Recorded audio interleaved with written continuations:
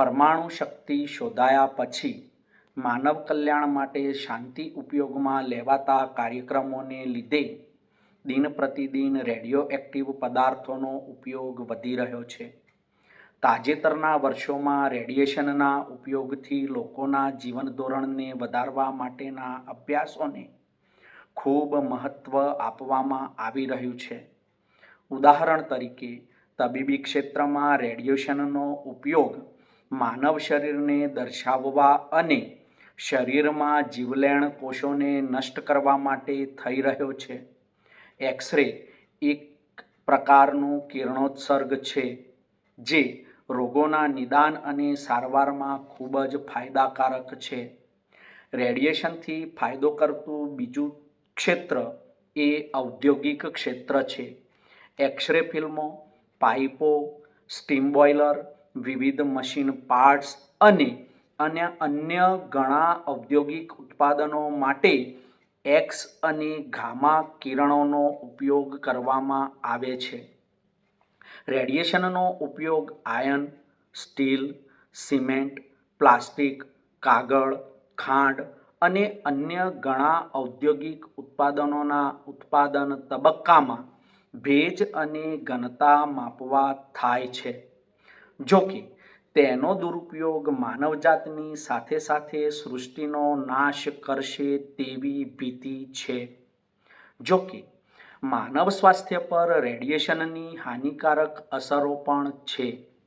આ નકારાત્મક અસરોમાં બર્ન્સ, રેડિયેશનના રોગો, આયુષ્ય ટૂંકું કરવું, વારસાગત વિકારો અને કેન્સર સામેલ છે. કિરણોત્સર્ગના સંપર્કમાં આવવાથી મૃત્યુ પણ થઈ શકે છે. તેથી કિરણોત્સર્ગી ક્ષેત્રોને નિયંત્રણમાં રાખવું આવશ્યક છે. રેડિયોએક્ટિવ પદાર્થોમાં યુરેનિયમ, થોરિયમ, પ્લુટોનિયમ જેવા પદાર્થોનું ફિશન કરીને ઉષ્મા એનર્જી મેળવવામાં આવે છે. તેને રેડિયોએક્ટિવ પદાર્થો કહે છે. પરમાણુના કેન્દ્રો આંતરિક રીતે અસ્થાયી હોવાથી તે પરમાણુમાંથી કિરણોત્સર્ગી કણો અવિરતપણે નીકળ્યા જ કરે છે. આવા કણોને આલ્ફા, બીટા, ગેમા કિરણો તરીકે ઓળખાવાય છે. પૃથ્વી પર કિરણોત્સર્ગી રજ ઉત્પન્ન કરનાર મુખ્ય ઉદ્ગમસ્થાન ન્યુક્લિયર પાવર સ્ટેશન તેમજ પરમાણુ બોમ્બ છે.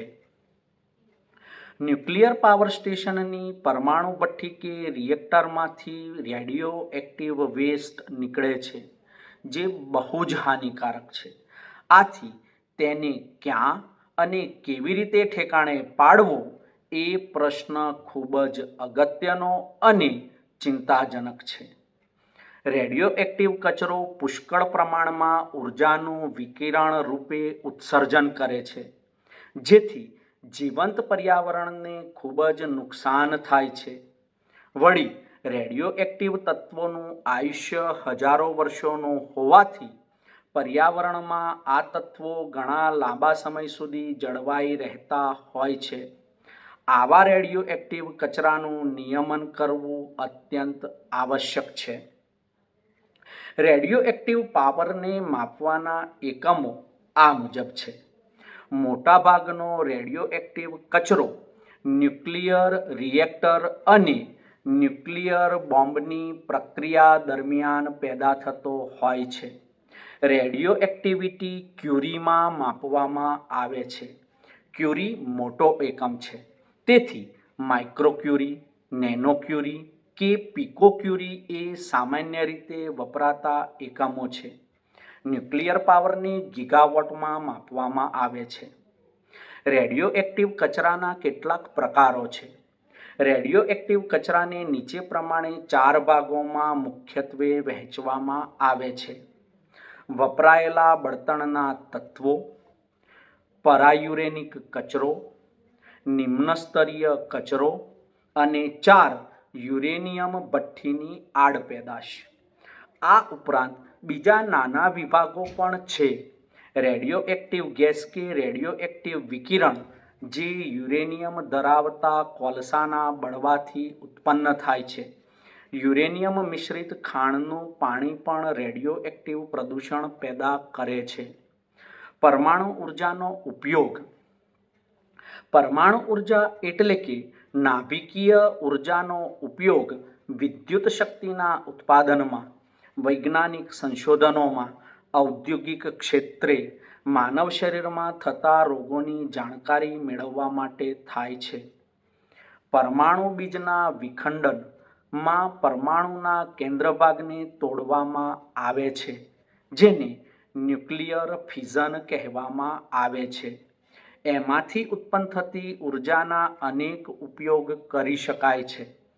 ઈસવીસન 1938માં સૌપ્રથમ જર્મનીમાં એક પરમાણુનું નિયંત્રિત વિખંડન કરવામાં આવ્યું હતું. પરંતુ પરમાણુ બોમ્બ બનાવનાર સૌપ્રથમ દેશ અમેરિકા હતો. એ બોમ્બને પછીથી જાપાનના હિરોશિમા અને નાગાસાકી શહેરો પર ફેંકવામાં આવ્યા હતા. સમગ્ર વિશ્વમાં સૌપ્રથમ વીજળી બનાવનાર પરમાણુ રિએક્ટર અમેરિકામાં ઈસવીસન 1951માં બનાવવામાં આવ્યું હતું. એ પછી ઈસવીસન 1954માં સોવિયત સંઘે પોતાનું પહેલું રિએક્ટર બનાવ્યું. ઈસવીસન 1953માં રાષ્ટ્રપતિ ક્વાઇટ ડી આઇઝનહોવરે પોતાના ભાષણમાં કહ્યું હતું કે શાંતિ માટે પરમાણુ એ વિષય ઉપર બોલતા વખતે પરમાણુ ભઠ્ઠીઓ, રિએક્ટર્સ એટલે સસ્તી વીજળી પેદા કરશે કે એને માપવાની જરૂર નહીં રહે. ઉપભોક્તા એકવાર ફી ચૂકવીને જેટલી ઈચ્છે તેટલી વીજળીનો ઉપયોગ કરી શકશે. પરમાણુ વીજળીના સ્ત્રોત સાફ, સુરક્ષિત અને વિશ્વાસપાત્ર સ્ત્રોત હશે. આજે આખા વિશ્વમાં આશરે 17% વિદ્યુત ઉર્જા પરમાણુ મથકોમાં ઉત્પન્ન કરવામાં આવે છે. સામાન્ય રીતે પરમાણુ ઉર્જાનો ઉપયોગ આજે વીજળીના એક વિશ્વાસપાત્ર સ્ત્રોત તરીકે કરવામાં આવે છે. પરંતુ તેમ છતાં અનેક ગંભીર દુર્ઘટનાઓએ રેડિયોએક્ટિવ કરારથી સુરક્ષા અને એના નિકાલને માટે વૈશ્વિક ધોરણે ચિંતા ઉત્પન્ન કરી છે. પરમાણુ ઉર્જાનું સંસ્કરણ. પરમાણુ ઉર્જા એટલે ઇંધણનું સંસ્કરણ એટલે કે કાર્યવાહી આ મુજબ થાય છે. શુદ્ધ કે કાચું યુરેનિયમ, જેમાં વજન પ્રમાણે 0.2% યુરેનિયમ હોય છે, તેમને સપાટી પરથી કે ભૂગર્ભ ખાણોમાંથી ખોદવામાં આવે છે. ઇંધણ બનાવવા માટે સમૃદ્ધ યુરેનિયમનો ચૂરો કરવામાં આવે છે અને તેમાંથી પછી સળિયા બનાવાય છે.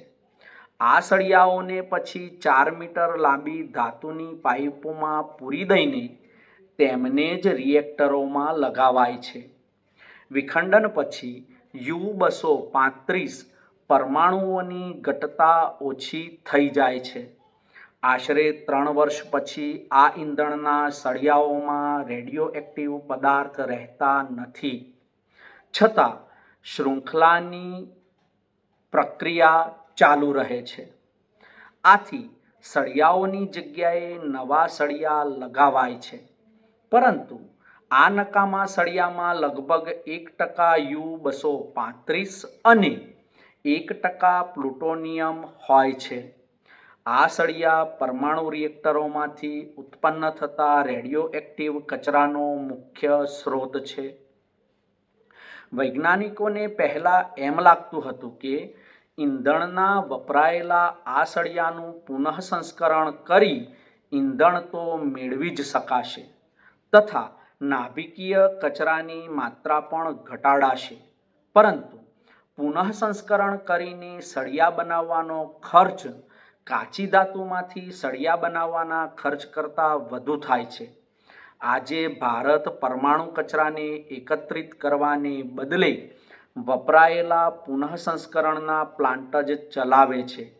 આ પ્રક્રિયાના પ્રત્યેક પગલે હાનિકારક વિકિરણના સંપર્કનું જોખમ ઊભું છે તથા સ્વાસ્થ્ય અને પર્યાવરણને લગતી અનેક સમસ્યાઓ પણ સર્જાતી રહે છે. પરમાણુ અથવા રેડિયો એક્ટિવ પ્રદૂષણથી થતા નુકસાન.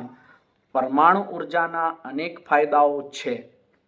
તેમ છતાં કેટલાક આકસ્મિક બનાવો, 3 માઇલ આયર્લેન્ડ અને ચેર્નોબિલ પછી પરમાણુ મથકો તરફનો લોકોનો અભિગમ બદલાયો છે.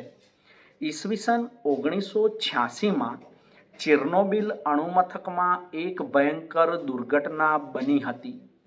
ચેર્નોબિલ એ યુક્રેનનું નાનું શહેર છે, જે બેલારુસની ઉત્તર સરહદે આવેલું છે.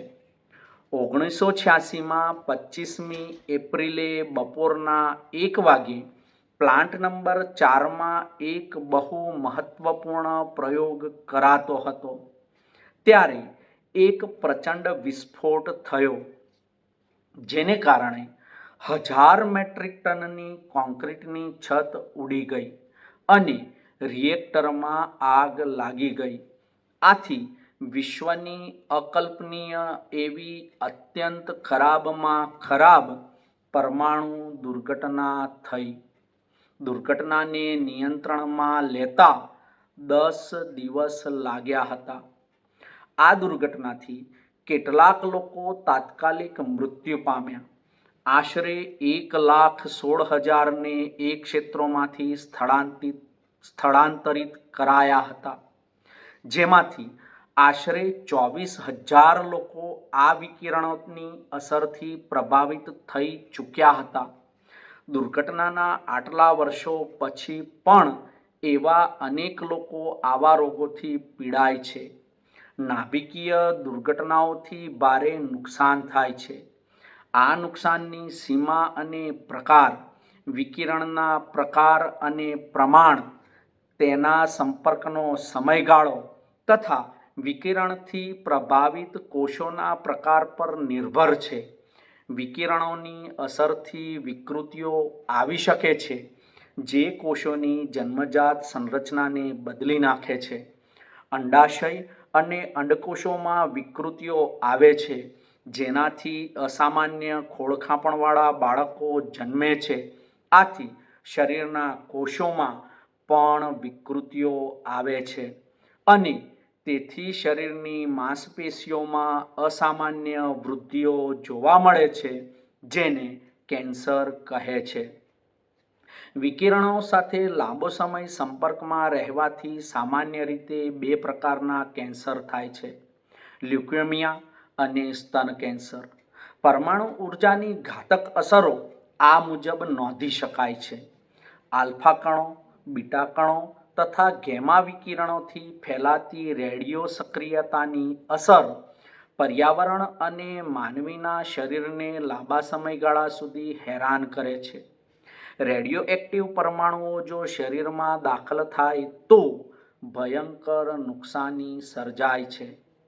પરમાણુ બોમ્બ, હાઇડ્રોજન બોમ્બ વિસ્ફોટ કે ન્યુક્લિયર રિએક્ટરના એક્સિડન્ટ થવાને કારણે ખૂબ મોટા પ્રમાણમાં કિરણોત્સર્ગી કણો ફેલાય છે. જાપાનના હિરોશિમા અને નાગાસાકી ઉપર નંખાયેલા અણુબોમ્બથી હજારો નિર્દોષ માનવીઓના જાન ગયા તથા તેનાથી હવામાં ભારે પ્રદૂષણ ફેલાયું. તેની હાનિકારક અસરો હજુ આજે આટલા વર્ષો પછી માનવ અસ્તિત્વ માટે ધમકીરૂપ છે. ઈસવીસન 1986માં યુક્રેનના ચેર્નોબિલ અણુમથકના અકસ્માતથી આગામી 50 વર્ષમાં યુરોપના 12 દેશોમાં હજારો લોકો કેન્સરથી મૃત્યુ પામશે તેવી શક્યતા છે. પરમાણુ ઉર્જા અંગે સાવચેતીના પગલાં લેવા ખૂબ જરૂરી છે. તારીખ 21 નવેમ્બર 2017ને મંગળવારના ગુજરાત સમાચાર દૈનિકની પ્રેસનોટ પ્રમાણે હાલ દુનિયાભરના દેશો વાયુ, જળ અને જમીન પ્રદૂષણનો સામનો કરી રહ્યા છે, પરંતુ રશિયાના વાતાવરણમાં સૌથી ખતરનાક ગણાતા રેડિયો એક્ટિવ પ્રદૂષણનો ભોગ બનવાના અહેવાલ છે. રશિયાની હવામાન એજન્સીએ નોંધ્યું છે કે રશિયાના વાતાવરણમાં રેડિયો એક્ટિવ સુરક્ષિત સ્તર કરતાં 986 ગણું વધી ગયું છે. અણુ કચરો પૃથ્વી પર વ્યાપક રીતે પ્રદૂષણ ફેલાવી રહ્યો છે. વૈજ્ઞાનિકોએ અને સત્તાધીશોએ આ કચરાના નિકાલ માટે કરોડો રૂપિયા ખર્ચી તેમનાથી થઈ શકે તેવા પ્રયત્નો કર્યા છે, જેમ કે જમીનની સપાટીથી 500 મીટર ઊંડે સ્ટીલના મજબૂત પીપમાં અણુ કચરો દાટી દેવાય છે. દરિયામાં પણ ઉતારી દેવામાં આવે છે. ખાસ પ્રકારના પ્લાન્ટ દ્વારા પ્રક્રિયા કરી તેની તીવ્રતા ઘટાડી દેવાય છે. અમેરિકા અને ફ્રાન્સ જેવા દેશોએ તો જૂની ખાલી મીઠાની ખાણો કે અન્ય ખાણોમાં 300થી 400 મીટર ઊંડે અણુ કચરાને ધરબી દેવાની યોજના અમલી બનાવી છે. સૌ પ્રથમવાર યુરોપિયન દેશ ફિનલેન્ડે પરમાણુ કચરાને કાયમી ધોરણે થાળે પાડવા માટે જગતની સૌથી મોટી અને મોંઘી કબર તૈયાર કરી છે. ઓન્કાલો નામનો આ પ્લાન્ટ તૈયાર કરવા માટે ફિનિશ સરકારે $53 અબજ તોતિંગ બજેટ ફાળવ્યું છે. 3 તબક્કામાં તેનું કામ પૂર્ણ થઈ ચૂક્યું છે, જેમાં 42 કિલોમીટર જેટલી સુરક્ષિત ટનલોનું જાળું ગૂંથવામાં આવ્યું છે. છતાં પણ જો કે આ ખાણો ભરાઈ જશે ત્યારે શું થશે? આ એક ગંભીર પ્રશ્ન છે.